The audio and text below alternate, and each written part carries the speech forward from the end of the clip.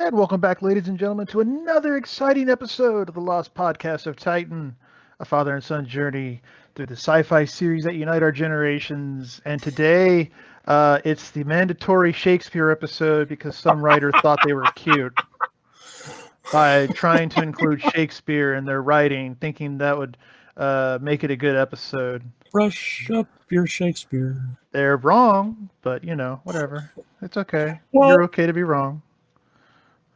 Star Trek, one of the constants of Star Trek is that Shakespeare has become so much into the background of the franchise. It's almost difficult to imagine. I would have preferred if Star Trek had. As I love Shakespeare, but I would have preferred if Star Trek had become interested in like Tennessee Williams or Patty Kayevsky or something like that. Wait, didn't Tennessee Williams do Cat on a Hot Tin Roof? Exactly. Are we sure Star Trek is ready to do a nuanced study of bigotry in the South? And infidelity and and also if I don't know if you ever read the script for have you read the play Cat on a Hot Tin Roof as opposed to just watching the movie, but the movie really dialed back on a lot of things that was in the script, including implied homosexuality. I remember that actually. I remember noticing that in the movie. I just remember also wanting to strangle the kids. Just get a machine gun and strafe them from the balcony. And everyone calling him Big Daddy just got Big Daddy. No. But now that I think about it, I don't think Star Trek has ever addressed infidelity. There is an episode in The Next Generation where Riker, surprise, surprise, is accused of fooling around with someone's wife. Yeah, but I mean, like, that was an accusation and it wasn't true, right? I believe it wasn't. Yeah, so it was a frame. Right, yeah. So and it's Riker like was the obvious suspect. Well, I mean, yeah, of course. Who else is it going to be? Worf? You actually have to have a pulse.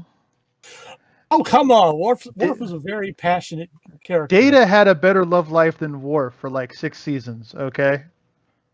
Well, yeah, admittedly, it was late in the Next Generation when Worf starts hanging out with Troy. And then, of course, in Deep Space Nine, he got laid more often, but and then his wife died immediately after the wedding. Spoiler, but whatever. Oh, an answer to an earlier question from you. The answer you're looking for is Privyet. Privyet. That's hello in Russian. Privyet vodka. Okay, we're good. Hello, vodka. Well, yeah, it's Russian. When will the vodka come again? Okay, so ladies and gentlemen, if you haven't guessed already, we are on Star Trek episode The Conscience of the King. So if you would like to go ahead and just pause us and pull it up on your favorite streaming or physical media device and get to the 00 mark and then come back to us. And welcome back. We'll go ahead and get this started in 3, 2, 1, play.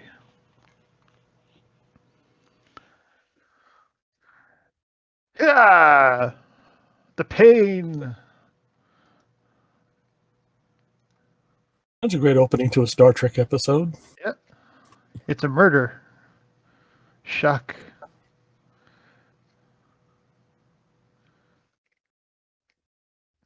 See, someone had some awesome costumes they had hanging around. They're like, let's do a Shakespeare.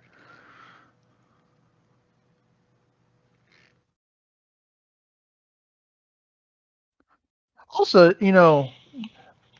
they could have done like a futuristic version of Macbeth with phasers. True. But these people this acting company is classics. They're a classicist. That's why you get these obviously handmade sets instead of having the whole thing take place in a holodeck. There's no holodeck yet. Also, what was it? It's just one thing that bugged me a lot in the Next Generation is that the music they would play was always classical, and it Yeah. pissed me the fuck off. As though music, if it's not classical, does not exist for longer than 20 years. Like, they could have played some, AC/DC or something else that could be. They could have done Bohemian Rhapsody. I wanted to see the Vulcans, the punk rock Vulcans. See, that'd be great.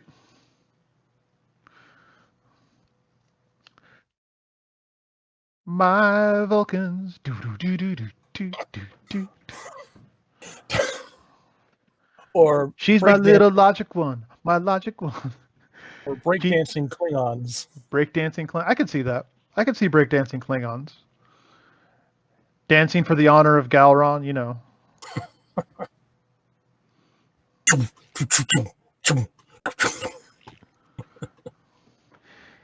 Hey, ladies.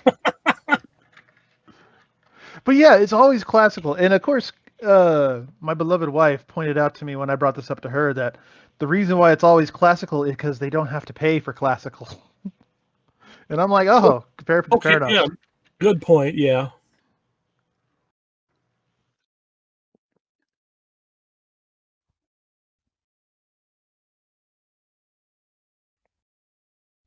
Why is there a famine on a nearby Earth colony? Where apparently the synthesizers have broken down. Exactly.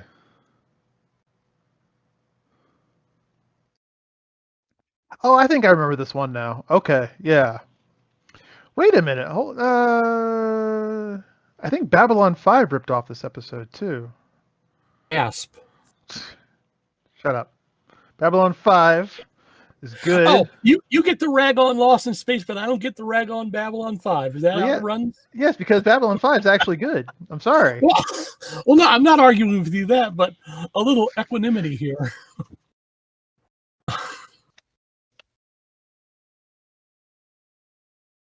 Were they really?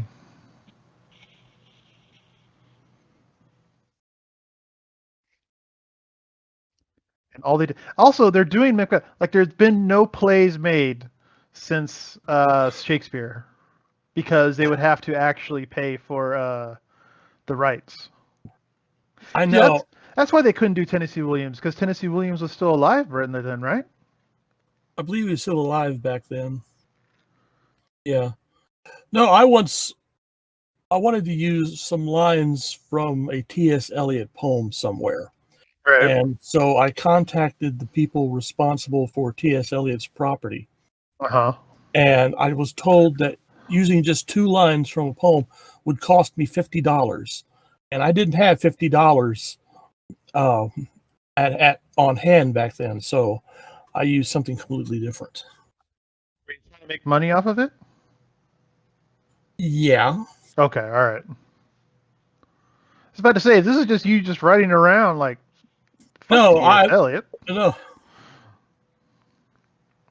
Oh, don't say fuck T.S. Eliot. He's someone else I would like to have seen done on Star Trek.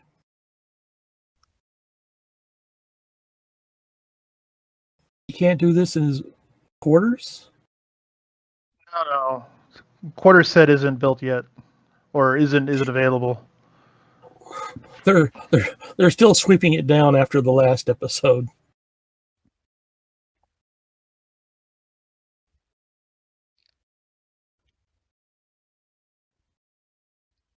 Uh-huh. And let me guess, the actor only showed up 20 years ago, I think. Yeah. You're reading ahead, aren't you? I think I remember that. Actually, I don't think this one was that bad. Now that I think about it, It started out when like I said, when I first saw this episode, not being one of my particular favorites, but as I grew older, this really grew on me. yeah.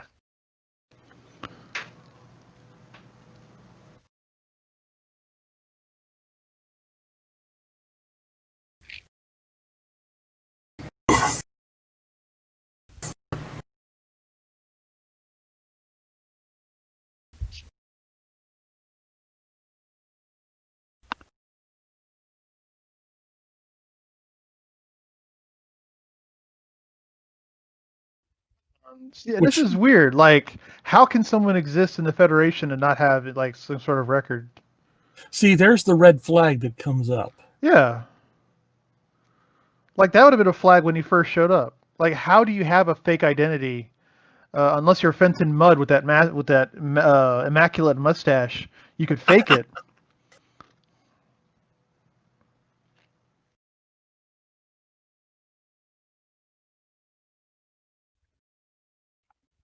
Now do side by side.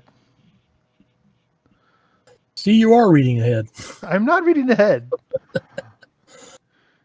It's just the writer here doesn't have that much imagination because he's pulling from Shakespeare. So it's very Oh, easy to see the steps as they come up. oh, That's ouch. right. I fucking said it. Yes. Of injury. Written by Barry Trivers. What else has he done? Mhm. He Anything? also wrote an episode that was not made called A Portrait in Black and White. Um, Is it about a two warring houses on the planet Vienna? he wrote episodes for Naked City, Mannix, Harry O, The Bold Ones, Daniel Boone, Rawhide, Stony Burke, Have Gun The Will fuck Travel. is with that hair? Kirk, you have no taste.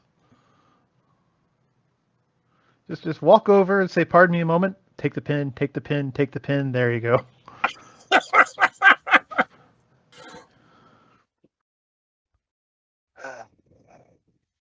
Because this wasn't. I mean, did they think this was going to be the big style in the 22nd century? Apparently, by the way, the city, or actually the painting of the city in the background, that's the same city that showed up in the pilot episode when Pike was sent, given the illusion of being back in Arizona.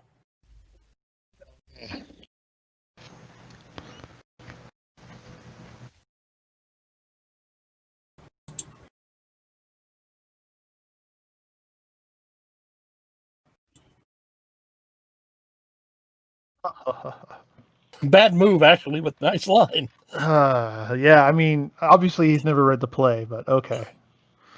Yes, a This, Starfleet officer who's never read Shakespeare. One wonders how he managed to rise in the ranks. well, we had Picard in the Next Generation literally blowing Shakespeare on occasion, so it seems a That's requirement.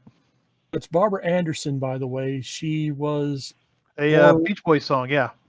no more well known. God, she had a recurring role on Ironside. That's where most people know her, except of course if you're a Star Trek fan. Jesus Christ. Kirk, she's 19. Stop it. Down.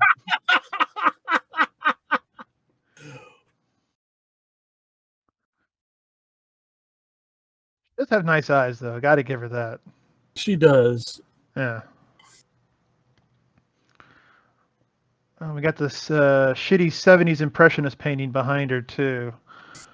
I don't know what it was, but at some point, some artist figured if I just splotch color on a canvas and call it an emotion, I can sell it for. Oh Jesus, what the fuck? She's now a Bene Gesserit. We've gone from Star Trek to Dune. The spice must flow. She's going to give him the Gom Jabbar. This only kills animals. Oh shit, Kirk's doomed. Oh man. Do we still have Pike? Can we get the pepperoni out of the chair? I mean, how far can Thelosians project? Could they? I mean, could we all pretend Pike is there and not a slaving asshole? Well, apparently you can't, but Oh, there you go. Very observant, Kirk.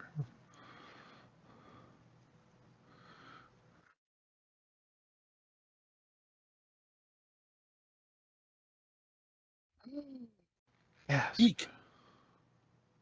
Oh, Jesus. Well, no, I didn't think Aren't he you? went out to take a nap. Or Well, I didn't know you were a doctor, Kirk.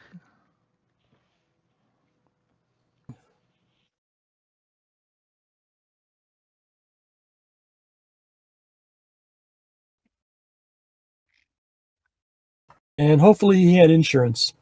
Oh, no, this is Starfleet. No such thing as insurance. This is pull up by your own bootstraps, libertarian, blah, blah, blah, blah, blah, blah. Well, by now Harry Mudd should be out of prison. Maybe Oh, are he you needs a kidding? co-pilot. He He needs a never went. co-pilot. He never went to prison. He went to the intake officer, whoever was supposed to like put him into prison, just twirled his mustache a little bit, and the guy says, "Well, I mean, clearly he's innocent. Look, he's got that mustache. This way, sir. We'll give you a ship and send you on your way. You rapscallion, you. Not a trouble, you knucklehead. Here, have some money and some questionably legal contraband here."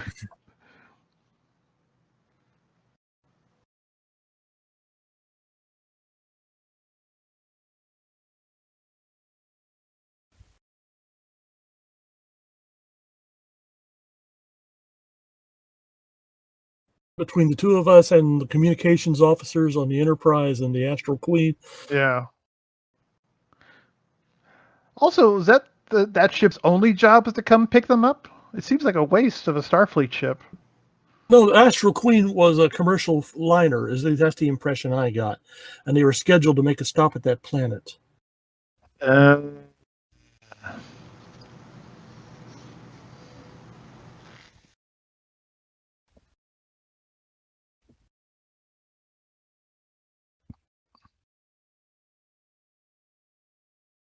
Wait, she just beamed up and no one asked the captain's permission? Pretty please, can I come up to the Enterprise? Oh, sure. Just a second. Well, I mean, she's wearing a fur. So he's like, oh, what? Okay, captain definitely wants to see this. She's almost wearing a fur. But she's 19. Yeah, but it's Kirk. All right, come on, this way. Ah. I wonder, knowing the abilities of the costume designer, Yes. I wonder if Okay. there was a conscious effort to find women who could really show off those costumes when they were selecting female actors and co-stars. Well, I've always found that if you're a good costume designer, it doesn't really matter. You could use the costume to accentuate the woman. Also, it matters how you wear it as well, too. So in your opinion, it's the dress that makes the woman, not vice versa. No, the woman makes the dress. Oh. Well, you appeal to me too. That's right, Spock. Look, okay. This is bad. And Spock is usually good at coming in and mentioning regulations and Regulations. Like Captain, Starfleet Regulation 3.2 Mark C says down boy. Mama spank.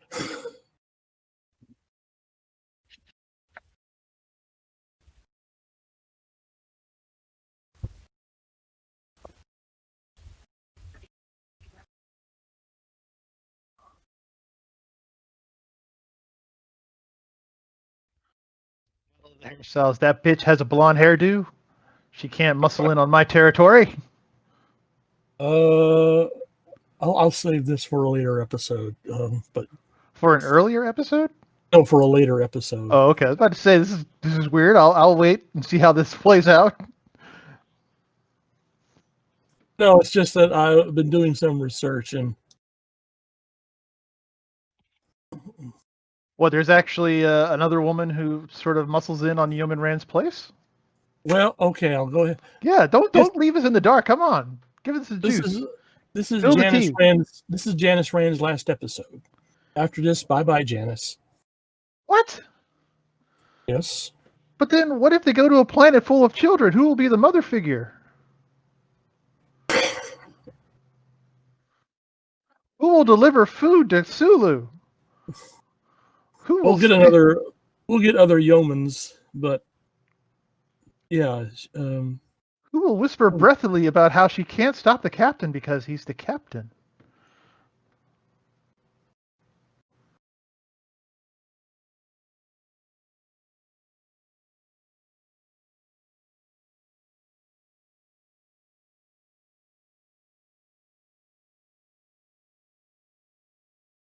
Well, they was about to before you stopped it.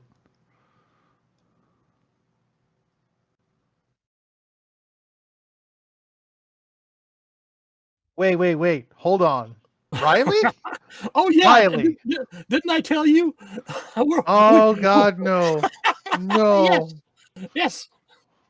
Not One Riley. more Boy, time. time. Not Riley. No. Can we space him?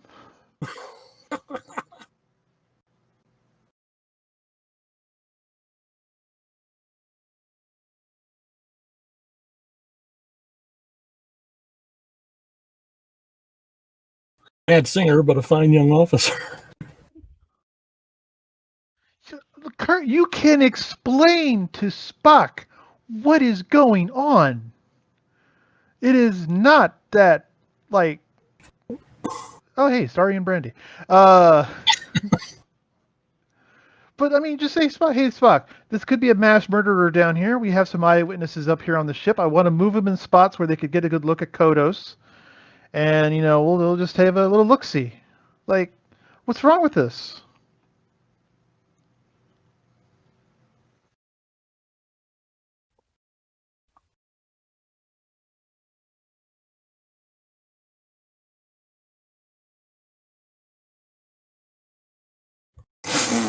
So it's not just Boy, her. oh my God. Ah, she has a name. It escapes me at the moment, but she has a name. Lenore, but Lenore. or call her Juliet if you. Or Kodos. I mean,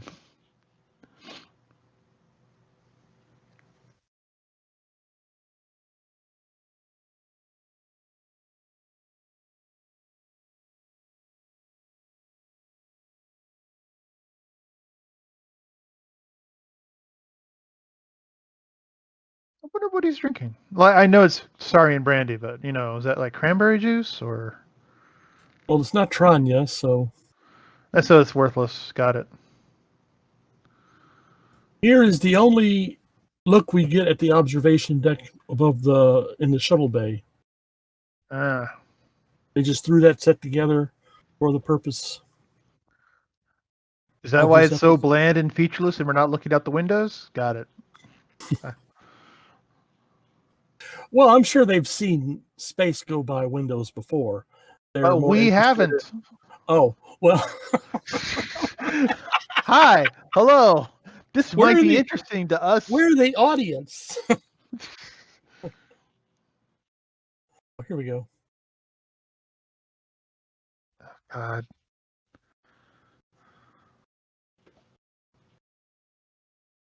No, it is In not.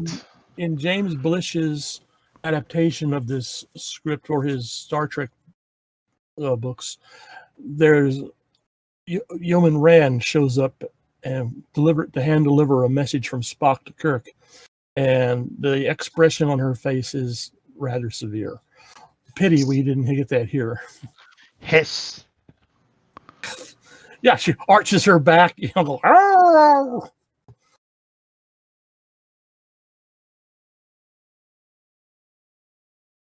Dead body goes drifting by the window. Oh God.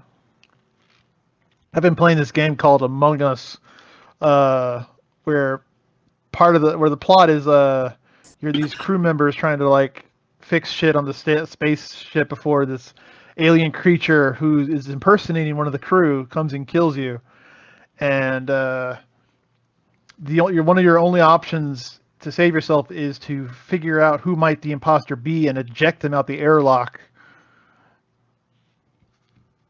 That sounds interesting. It's What a was the fun name of it? game. Oh, It's Among Us. Among Us. I'll have to look up some gameplay video Oh, later you on. should probably it'll probably overwhelm you. It's been like the biggest hit for a few weeks now. But a body floating by the window made me think of that shit.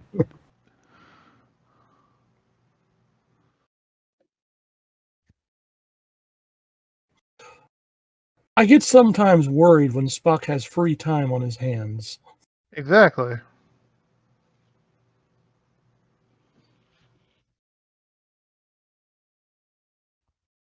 See, and Kirk could have just told him. Like, I don't see why Spock would try and stop anything. I mean, for one thing, he doesn't have the authority. Is he the only one on the bridge? No, there has to be more than one person on the bridge. It's just he's the only one on that side of the bridge, I think.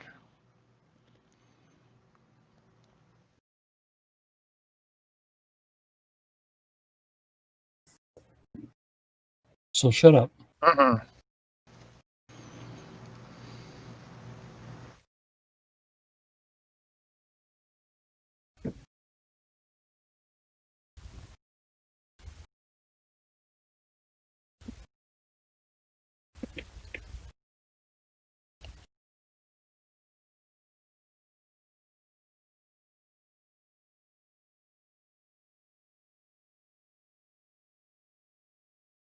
Oh, lovely.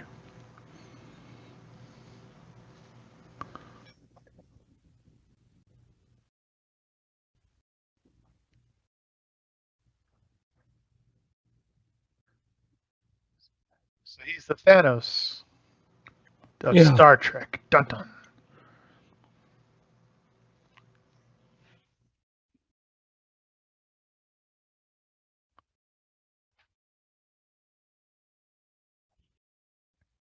On top of that, like you would think they would have communications array and they would know that a relief ship was on its way. Nice point. But I would want to exercise every option before actually going to that extreme. Yeah, seriously.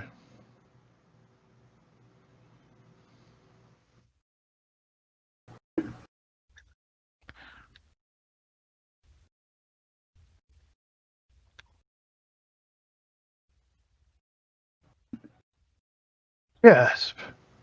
And they were performing Dial M for murder. Here we go. Come on, let's exercise the golden pipes.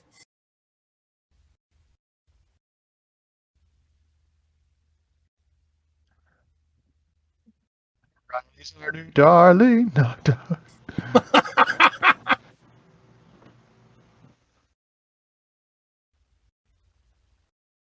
Well, you're used to that place.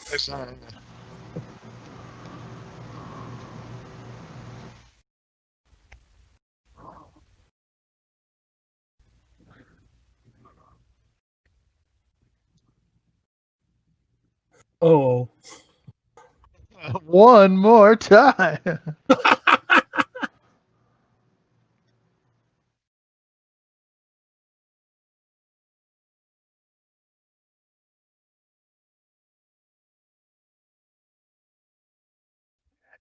Isn't that the Vulcan instrument though? yes, it was determined in scenes like this that Uhura was able to play the Vulcan harp.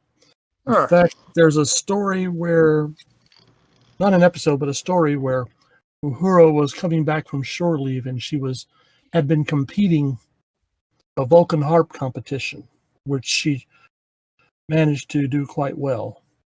Against other Vulcans? No, well, maybe some Vulcans, but against other people who had picked up the Vulcan harp. Apparently, it was a popular instrument. This song was made especially for this episode, Beyond Antares. I think she released a recording of it.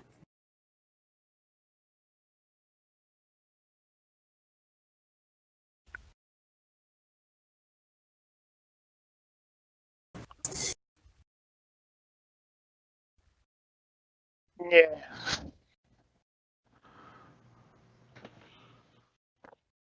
It's no Bohemian Rhapsody. It's also no SOS. Or no, Jesus Built My Hot Rod. Also, I love how it was used, like little squirt bottles, like.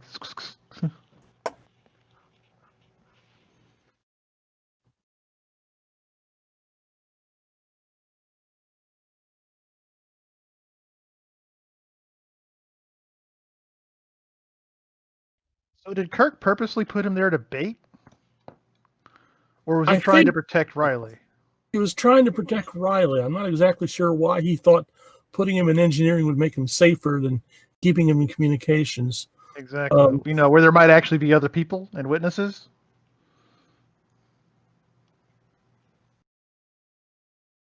We could have just confined Riley to quarters. So come on, the song wasn't that bad.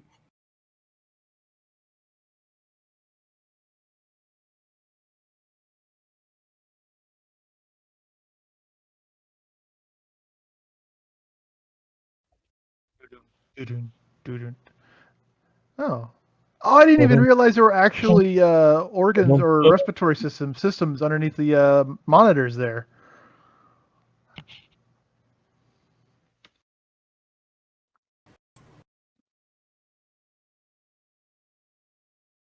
Wait, okay, hold on, stop. So we've established that Kodos is probably on the ship. There's only one person who could possibly be.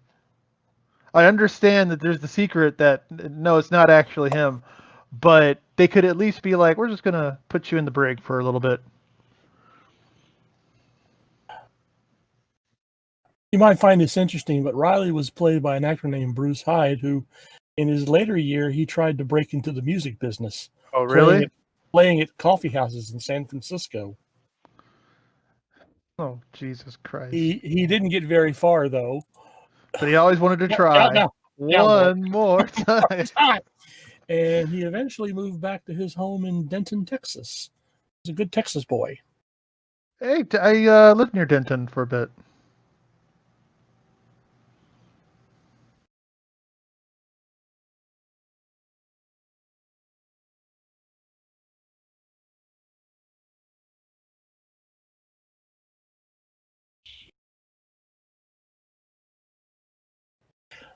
Sometimes Kirk has those books behind him arranged so that you can see the spines, and now he's got them arranged where you can't see the spines.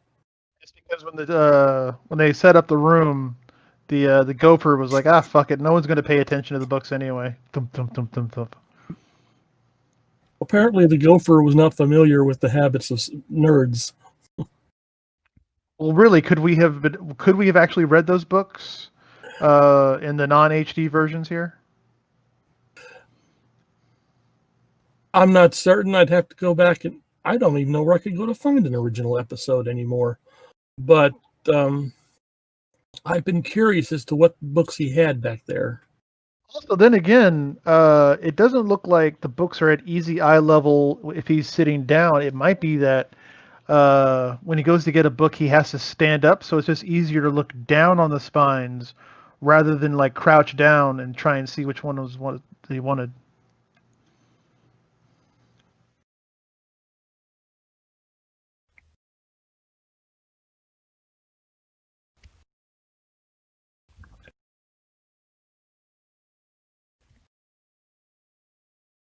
And this was the man who just in the last episode was yelling at Spock for doing things that he hasn't stolen a ship. Right. Well, not yet. Oh, okay, yeah, fair point.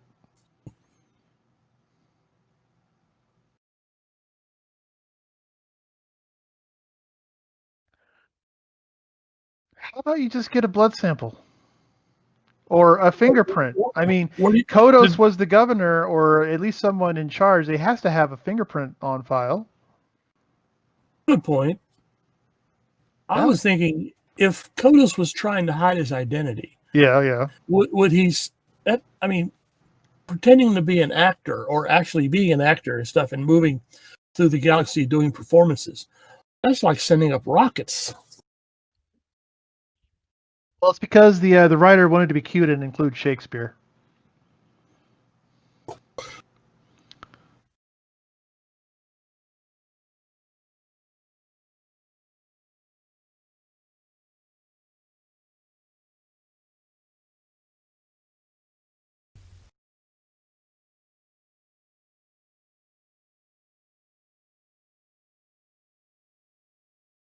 Oh, red alert. Holy shit. Yeah.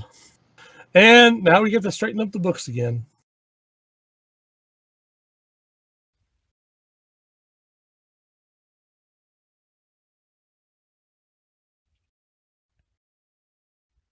But, also, why do something? Why use this method instead of a more silent method? Could have used maybe couldn't have. Maybe poison 2 times in a row would have been too obvious. But how did the person get into Kirk's quarters to hide a phaser up there? She was a blonde 19. Oh, sorry, spoiler. Because she's a blonde 19-year-old who just,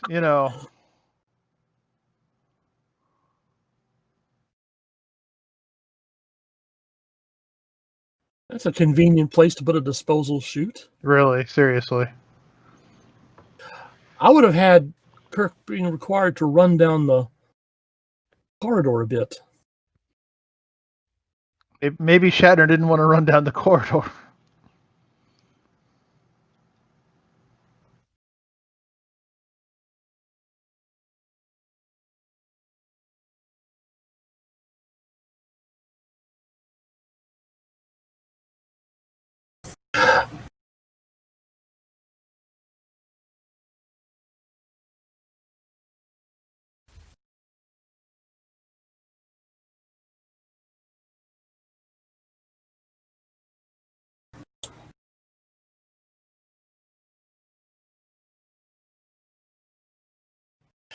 That's Arnold Moss, by the way, as Caridian. He, like most other character actors, he's played in a really big list of movies and television episodes.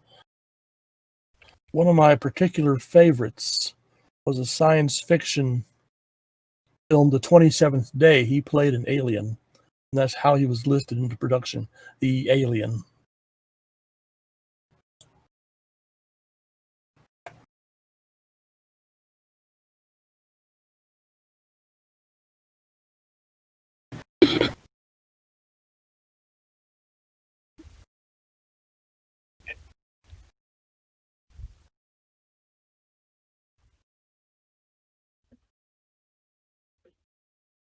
How convenient.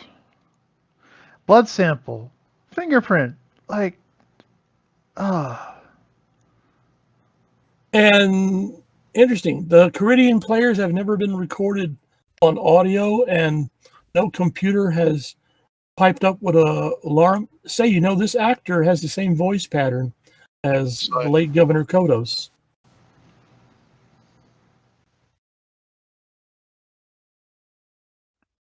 Well, they're classic actors, though. They only use classical beings, no recording. It ruins the experience of the theater.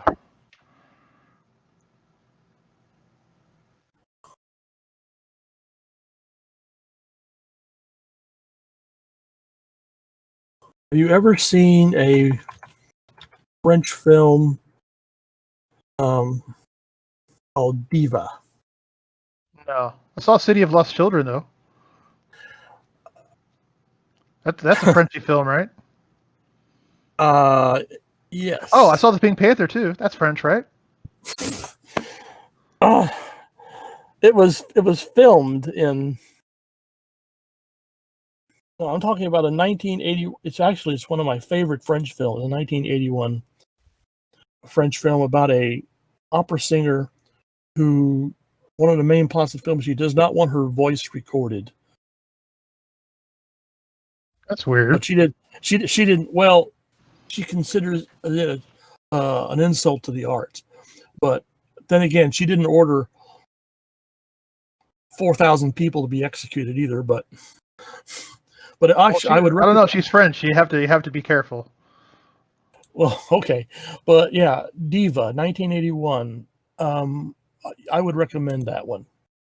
That's your Michael recommendation for the episode. Well, what's the plot? Also, like, other than French diva doesn't want to be recorded. She has a fan who sneaks into her performance and secretly records her on a high quality tape machine.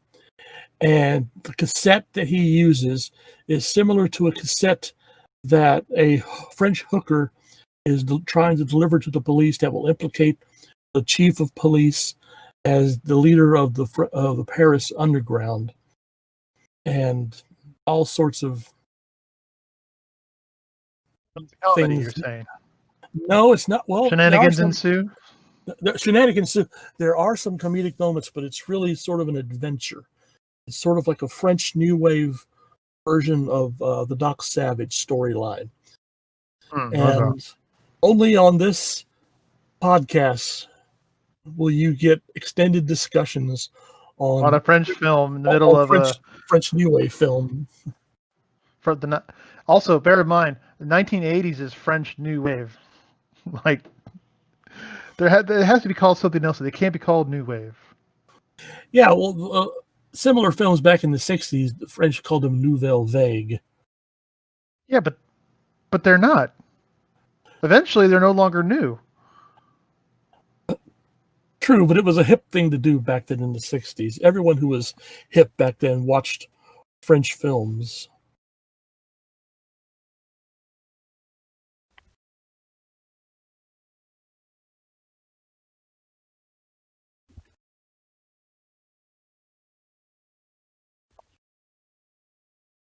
But yeah, Diva.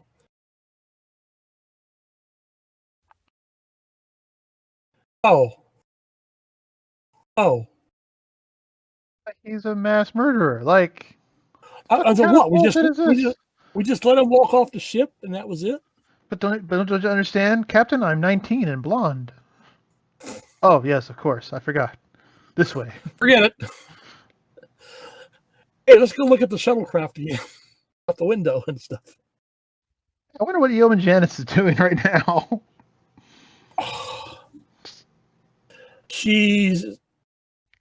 I don't know so much about Yeoman Janice, but Grace Lee Whitney is probably in her dressing room chugging down the better part of a bottle of booze. You worked after this, right? Pardon? Yeoman Janice worked after this, right? Not on Star Trek. Oh, not on. Who gives a shit about Star Trek? I'm talking about like real TV. Real Hold on. I never really, because I know that we're all. Well, she appeared in a couple of Star Trek films. Really? Holy shit! Hold on. Okay. No, she was the transporter officer in Star Trek: The Motionless Picture when they had the big transporter accident. Yeah, that's going to be bad. Yeah. And she was a communications officer in another Star Trek film. In fact, she did a lot of Star Trek, but she was also in The Next Step Beyond, Canon, The Bold Ones, Death Valley Days, Guess what she's doing okay. Murder. And I'm looking at she's also in The Search for Spock as a woman in the cafeteria. I'm gonna have to look for that. Woman in the cafeteria. Oh, Jesus Christ! Still bringing someone their food. God damn it! We need someone who's experienced at bringing food to other people. Hey, is Grace Lee Whitney still around? But speaking of Star Trek, the motion picture, though, that decision to not fully show the transporter accident and to have the results off screen was a brilliant choice. I thought so as well. Because there was a producer who's like, yeah, let's see it. No. Oh, no, let's not. I don't know. Oh, now he's having second thoughts. Oh, Jesus Christ. Really?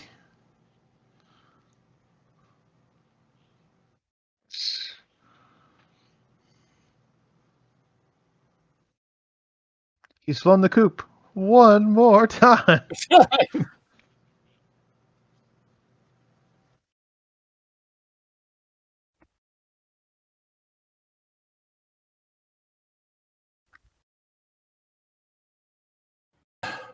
Once again, an example of piss poor security on the Enterprise.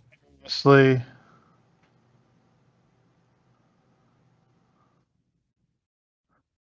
So, why is Riley so... I mean, he could have been like, that's Kodos. I can identify him.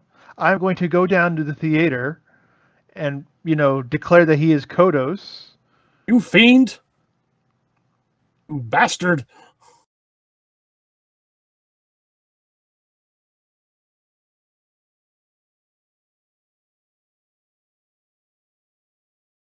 Why can you read the ghost of Hamlet's father so poorly? Jesus.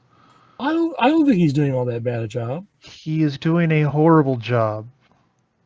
Oh, sorry, Mr. Gielgud. I wasn't aware we had a distinguished actor helping out on the podcast. Maybe if he, didn't talk to the back of the mask there, it would help.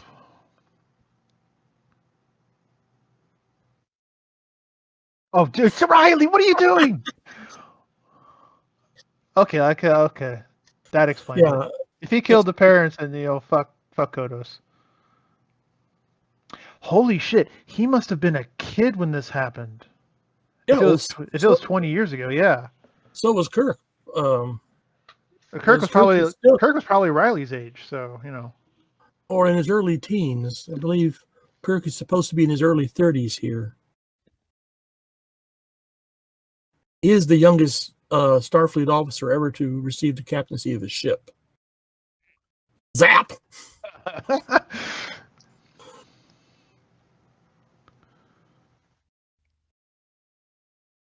We'll let you do a sing along after the play. Yeah. Clappity clappity clap clap clap clappity clap. See how desperate they are for entertainment on the ship? No, they're not. I have never seen an entertained audience in any goddamn theater production or classical music recital or poetry reading, anything.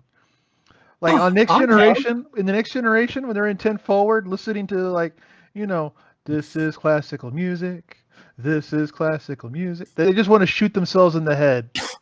And then someone in the audience goes, "What again?"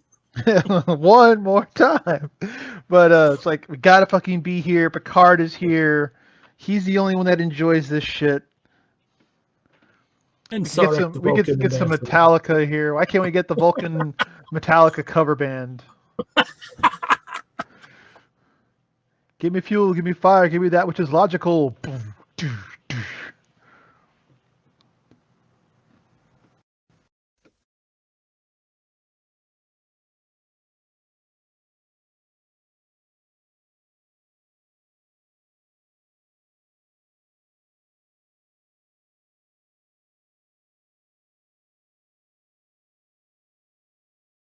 I wonder if Kirk is the only one who could hear this. I mean, surely her voice is carrying out to the audience. Also, Kirk is right there.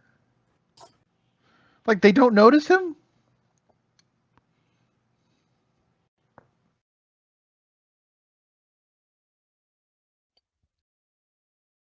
Not as only is she a blonde 19-year-old, she's also batshit crazy.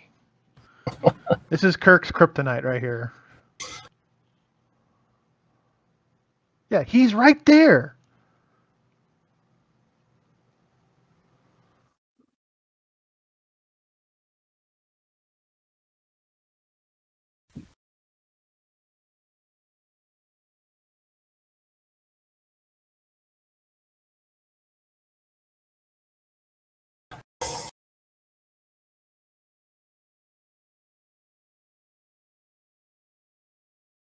I think she's been going through the tragedies a little bit too much here. Seriously, just stun both of them.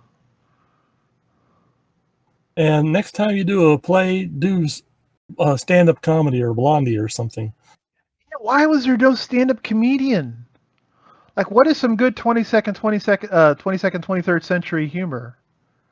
Well, I remember that atrocious Next Generation episode, The Outrageous Okona, I believe it's called, where Data wants to learn more about comedy. So he goes to the holodeck and calls up a comedian program, and we end up with Joe Piscopo. Yeah, a 20th century comedian. I'm talking about, let's get some modern humor in here. Because I'm sure there could have been some Star Trek fans among the comedians at the time, and if you gave them like a very large window, like, look, in about a year we want to do this episode, right? And we're going to have Data doing comedy, etc., etc., etc. We have your contemporaries right here for a very special thanks in the credits and a little kickback to your favorite charity and a little itty bitty paycheck here. Would you just be able to come up with some humor that is different enough, weird enough, and fits in the time period? Well, they had asked Jerry Lewis, and he was going to do it, but a scheduling problem came up. Well, What I'm always actually got, trying to. I'm actually meaning getting funny comedians. oh, come on. Good grief. I have created a monster. All right. I don't, okay. I am not into Jerry Lewis the way the French were or are, Hey, but, Klingons! Where's but I, the honor and the batleth and the thing? but I think that if they couldn't get Jerry Lewis, certainly there were, why did they settle on Piscopo? They could have certainly have, wasn't Steve Martin available, or Robin Williams would have been great. He could have Yes. done Mork from Ork. They could have just simply turned on the camera for an hour and just let it roll. That could have been the whole blooper reel. Yeah.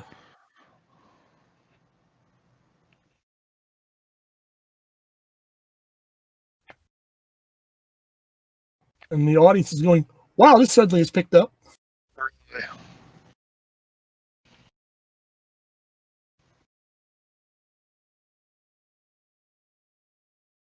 Jesus. Like I don't really like this rendition of Batshit Crazy. It's like she's 3 steps away from the Friday the 13th mother, who's also the split personality of her son, going, kill her, mommy, kill her. I'm ready for my close-up, Mr. DeMille. This is why I couldn't be a captain. I'd just be like, stun, stun. I'm tired of this shit. And get this shit out of my 10 forward. Put on a real play. Get some Tennessee Williams up in here.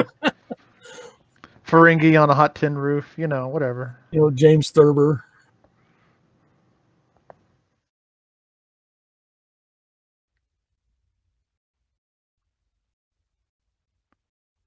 She's a murderer. Well, she's also crazy too. Well, yes, but remember, we're in the age of the Federation. You put murderers and give them a teddy bear in their cell and pat them on the head, give them a lollipop, and maybe everything will be better. I remember. Speaking of teddy bear, it's like reminds me of that Black Mirror episode where they dealt with the killers. That was rather disturbing. And there's your recommendation for the episode. Oh, Black Mirrors? Okay, yeah. Have you gotten into any Black Mirrors yet? I'm trying to. I've just found out that the 5th season of The Expanse is getting close, and I'm jumping up and down in my seat, anticipating that. I wasn't too impressed with the last season. Well, except for the actual cliffhanger, but Da-da-da. So that was Conscious of the King. I give it an A. I'll give it a B. It's a... Well, it's better than what I thought you were going to give it.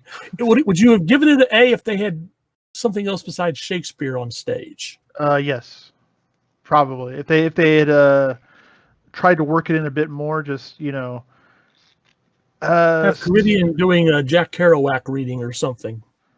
It doesn't even have to be that. It could have just been he's a traveling. Let's see, what would be a good if you're not going to be a traveling merchant, transport captain, Orion slave trader. That seems to be all in vogue. And, so we have that. It's just it was too on the nose. It was too haha. I am so cute. Look at how great I am. I passed high school English.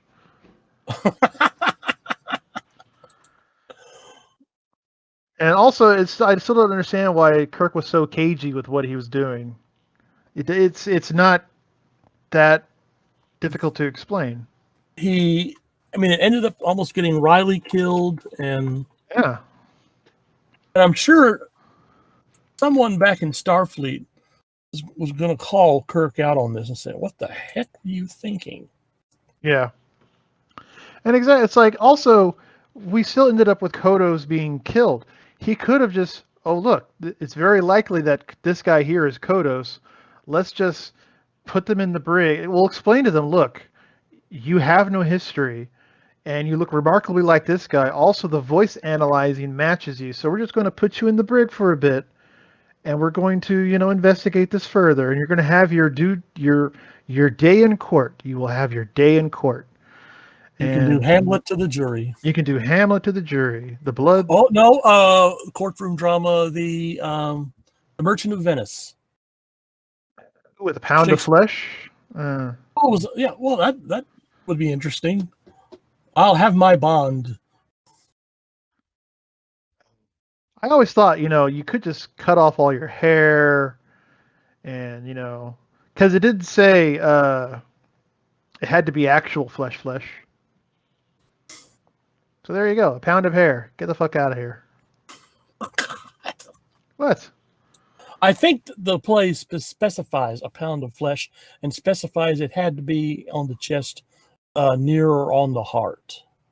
It's been a long time since I've read Merchant of Venice. The Merchant of Venice. It's not really what I go to when I go to Shakespeare. No. Also, they could have done. Maybe they could have done The Tempest, or with the conscience of the king, where he's basically like, he thought he had a chance to do what he thought was right, and very clearly it was not the right thing, and so he lived with this guilt for 20 years. But I don't know, maybe his daughter is on the loose killing people who could identify him, and he has to come confess. And he comes like, I am Kodos, I am actually this killer, and no one believes him. So there you go.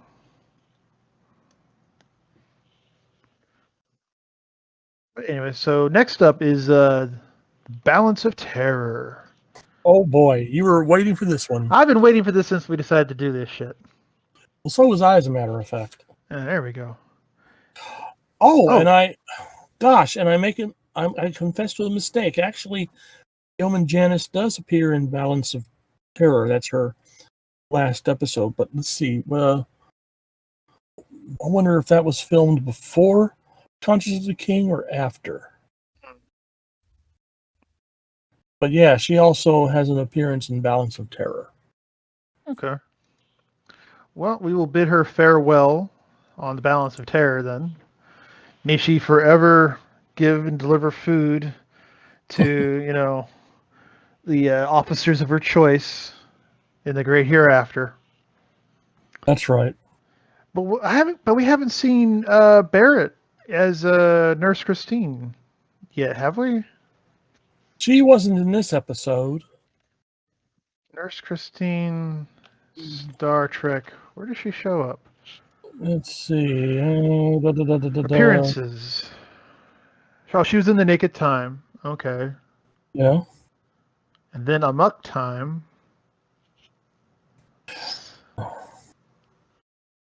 Side of Paradise, Devil in the Dark. Right, she doesn't appear to. I don't think she appears in City on the Edge of Forever. I don't know if she appears in Operation Annihilate, but she does appear in Amok Time. And so, no, we're not rid of Nurse Chapel yet. We don't have to be rid of her. Oh, here we go, yeah.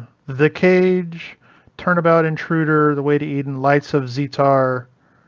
Wait, she was in 35 episodes of Star Trek? Goddamn.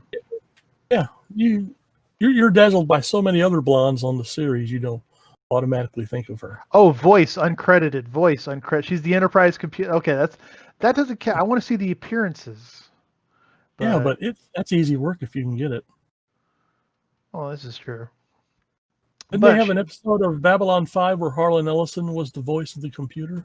Yeah, he was the voice of the artificial intelligence, and also Paul. Hold on.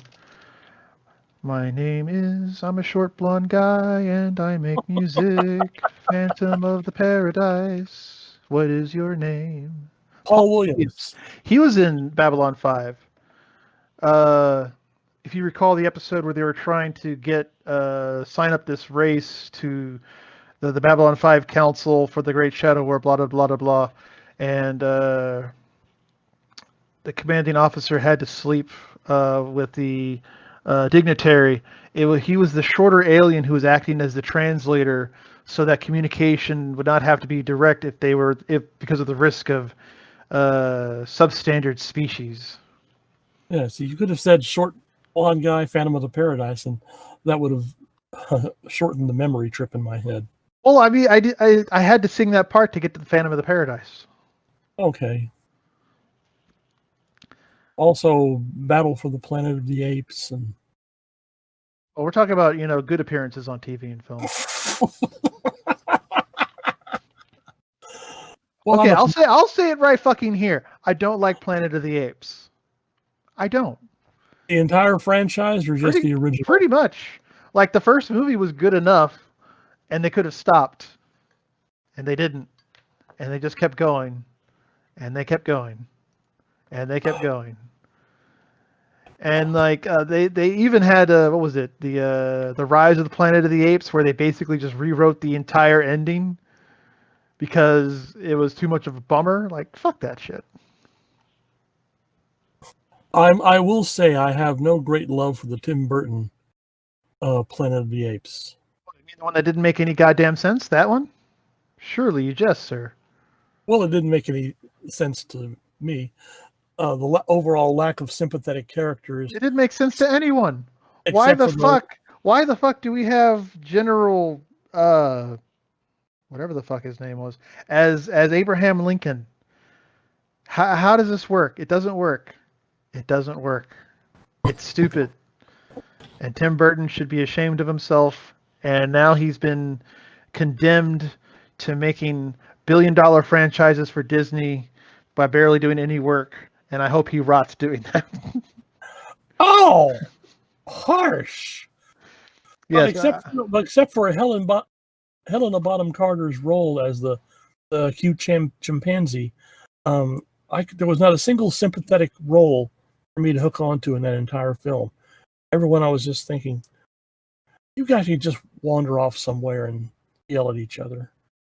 I mean, they could have also just, had a plot first, and then they could have worried about sympathetic characters. Oh, you really Planet should be of the Apes franchise. What is this bullshit here? Hold on. Planet of the Apes. Here we go. Planet of the Apes.